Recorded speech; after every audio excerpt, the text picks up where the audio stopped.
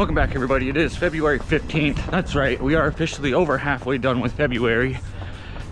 And it is a run streak day 135. Really windy this morning, way windier than I thought it was going to be.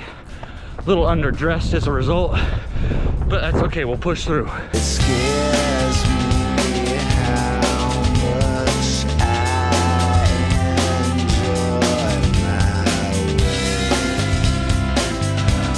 way.